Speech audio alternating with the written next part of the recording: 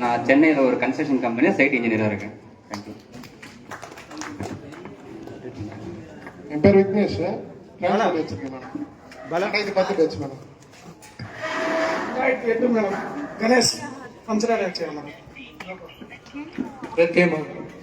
Document writer plus advocate 2010 batch. என் பேரு Ruban. Financial டிபார்ட்மெண்ட்ல ஒர்க் பண்றேன்.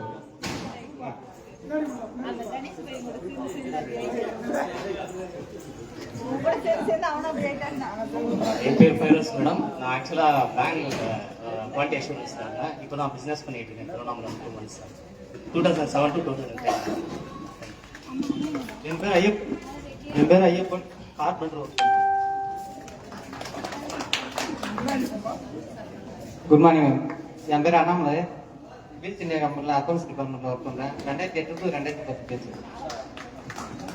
Good morning ma'am. என் பேர் மணிகண்டன். ஆஸ்ட்ரால் பைப்பில் இன்ஜினியராக இருக்கேன். 2008 to 10 ma'am. Good morning ma'am. Shabir 6 ஞாபகம் இருக்குங்களா? 2003 to 2006 பேட்ச். இப்போ சீனியர் சாஃப்ட்வேர் இன்ஜினியர் ஒர்க் பண்ணிருக்கேன் டிசிஎஸ்ல பெங்களூர்.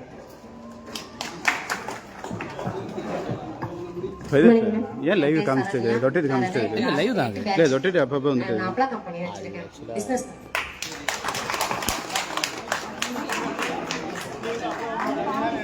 மாறும் மேடம். பிளாட் வியாபாரம் பண்ணுறேன். கன்ஸ்ட்ரக்ஷன் பண்ணிட்டு பிளாட் வியாபாரம் மட்டும் பண்ணுறேன். எங்கள் அப்பாவும் பாய்ஸ் ஸ்கூல் தான் படித்தாரு. அக்காவும் இங்கே தான் படித்தாங்க. அப்போ நானும் படித்தேன். 8 பேட்ச் மேடம். 2008. என் பேர் நவீன்.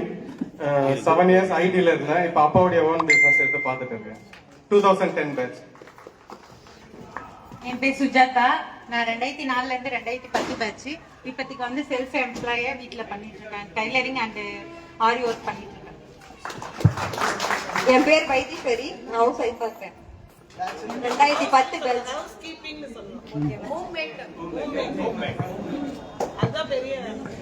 என் பேர் கவிதா. Home making. என் பேர் Indumathi. 2010 batch. House wife.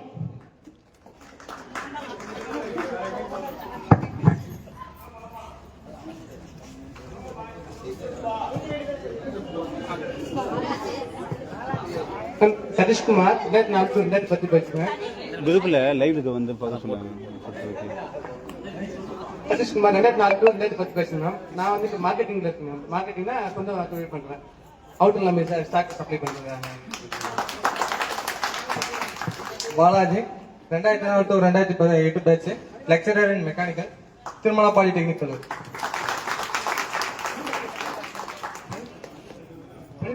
Manibharathi. G Balaji.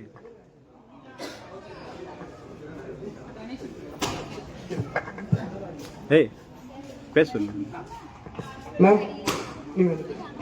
Manimekalai miss.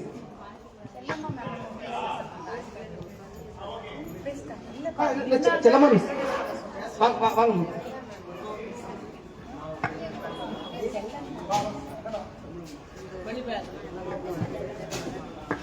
என் பேர் ஜி பாலாஜி. நான் ஷேர் மார்க்கெட்ல ஒர்க் பண்றேன். 2004 2010 பேட்ச். என் பேர் மணிபாரதி. சேல்ஸ்மேனா இருக்கேன். 2004 to 2010 பேட்ச். Chellamma miss. வாங்க. இல்ல நீங்க பேசிட்டே இருக்கும்போது பாதியில இருந்துட்டீங்க. யாருமே தெரியல. நீங்க இல்ல இன்ட்ரோடியூஸ் நீங்க ஆரம்பிச்சீங்க. ஆரம்பம் கொஞ்சம் இதுவா இருந்தது. பரவாயில்ல. எல்லாமே ஒண்ணுமே தெரியாம வந்தோம். வந்துள்ள அனைத்து நண்பர்களையும் வருக வருக நான் வரவேற்கிறேன். வந்துள்ள அனைத்து ஆசிரியர் பெருமக்களையும் வருக வருக நான் வரவேற்கிறேன். பள்ளியோட முன்னாள் மாணவர் சந்திப்பை தொடங்கி வைக்க நம்ம பள்ளியினுடைய தலைமை ஆசிரியர் சிவகாமி மேம் அவர்களை வருக வருக நான் வைக்கிறேன்.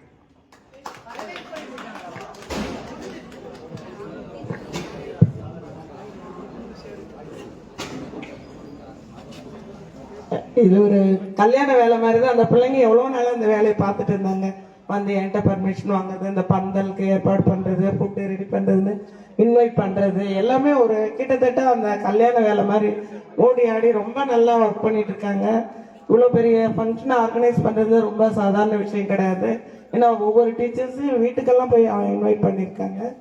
உண்மையிலே இது இந்த நிகழ்வுக்கு பாராட்டத்தக்கது. உங்கள் அனைவரும் மீண்டும் ஒரு முறை நம் பள்ளியின் சார்பாக வருக வருக. ஏன்னா எல்லாருக்குமே இதுதான் நம்ம பள்ளி.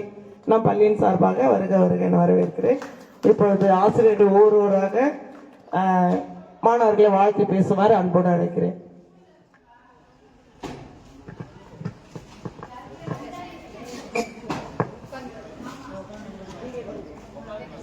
வாழ்க வளமுடன். எங்களை வரவேற்று சிறப்பு செய்த முன்னாள் மாணவர்கள் அனைவரும் எல்லாம் நல்ல இறைவனால் எல்லா வளங்களும் பெற்று வளமாக வாழ என்று மனதார வேண்டுகிறேன். வணக்கம். அனைவருக்கும் வணக்கம். நான் 2005 இங்கே வர்றப்போ முனிசிபல் பாய்ஸு தான் இங்கே அப்பாயின்மெண்ட்டு. அப்போ நான் அங்கே அந்தம்பலத்தில் ஒர்க் பண்ணப்போ பாய்ஸ் ஸ்கூல் தான் எனக்கு ஒரு கொஞ்சம் பயமா இருந்தது. அப்போ என் ஃப்ரெண்டு கிட்ட உங்ககிட்ட கேட்குறப்போ அதெல்லாம் ஒன்றும் இல்லை சுஜா, கோயிட்ல தான் இருக்கிறோம்.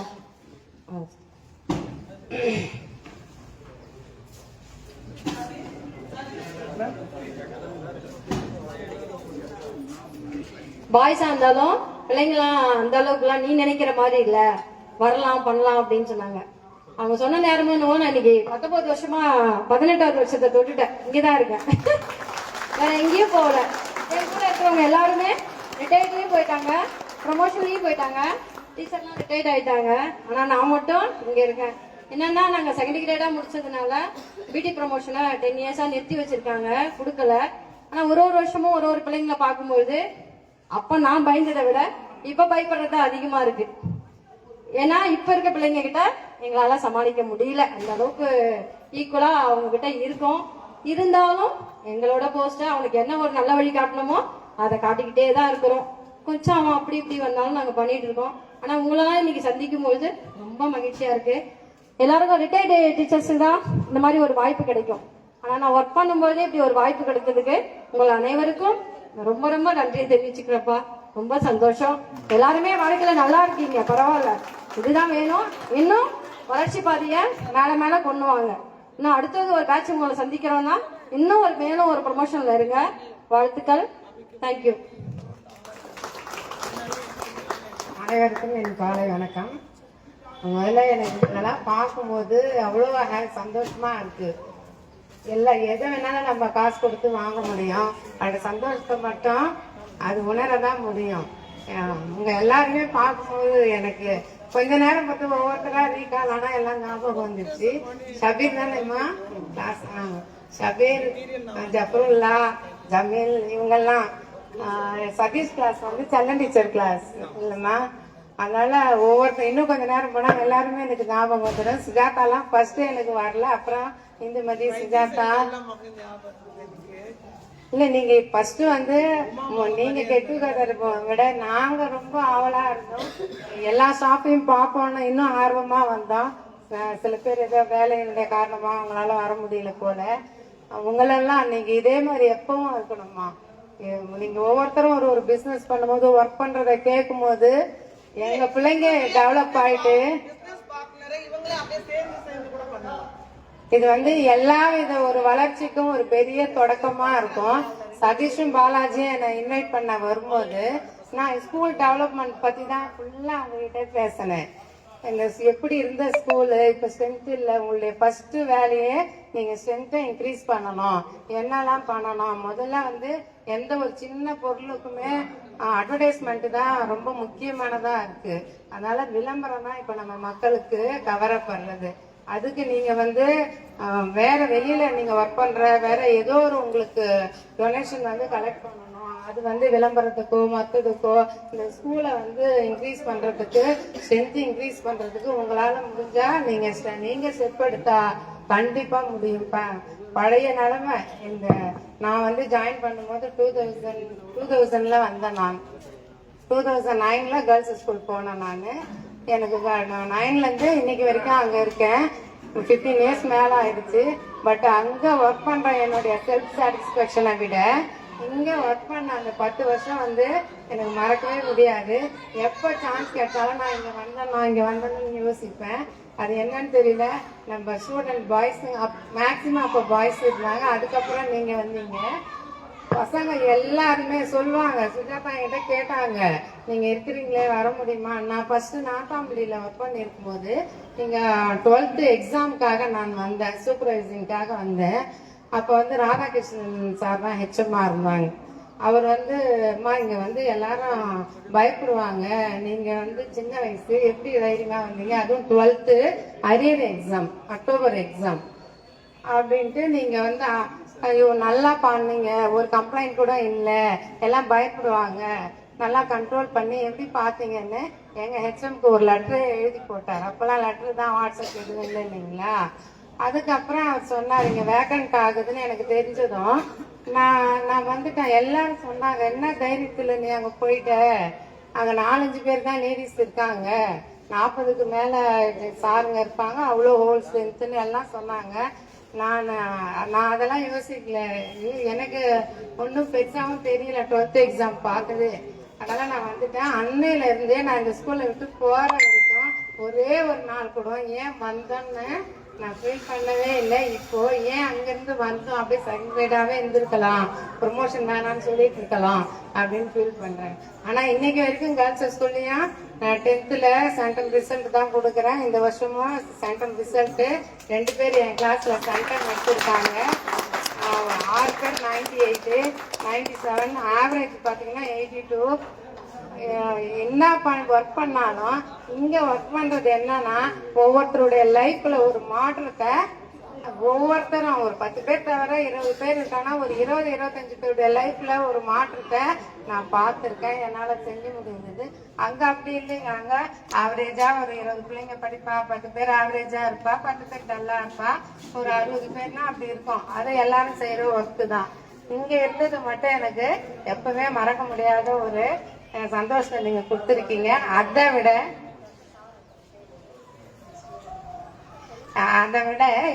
இப்போ இதை உங்களெல்லாம் பார்க்கும்போதுதான் எனக்கு ரொம்ப சந்தோஷமா இருந்தது. டக்குன்னு எனக்கு ஐடி பண்ண முடியலனாலும் ஏதோ நம்ம பிள்ளைங்களெல்லாம் எத்தனையோ வருஷம் பொறுத்து பார்த்த மாதிரி ஒரு ஃபீல், ஒரு சந்தோஷத்தை கொடுத்துருக்கீங்கம்மா. எப்பவுமே இதே மாதிரி நீங்க இந்த செயலை வந்து கண்டினியூ பண்ணுங்க. அது எதனா ஒரு நல்லது. நம்ம படிச்ச ஸ்கூலுக்கு கண்டிப்பா உங்களால ஒரு மாற்றத்தை கொண்டு வர முடியும்.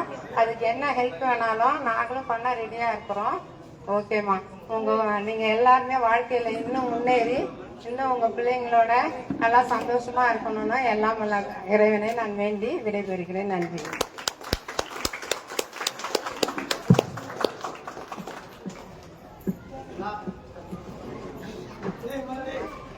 ஸ்ட்ரென்த் கூட்டணும்னு சொல்லும் போது முக்கியமான ஒரு நிகழ்ச்சி, முக்கியமான ஒன்று சொல்ல மறந்துட்டு, நம்ம பள்ளியில வந்து இவ்வளோ ஆண்டுகளுமே ஒரே பில்டிங்ல இருந்தது இல்லையா. 2 வருஷமா நான் போய் நடந்து நம்ம முனிசிபல் கமிஷனர் கிட்ட பேசி, சார் கவர்மெண்ட் சைடு ஏதாவது கேட்டா அது முனிசிபல் ஸ்கூல்ல எதுவுமே கொடுக்க முடியாதுறாங்க, ஆனா என்ன தேவைன்னு மட்டும் பிஆர்டில கேட்டுட்டே இருக்காங்க.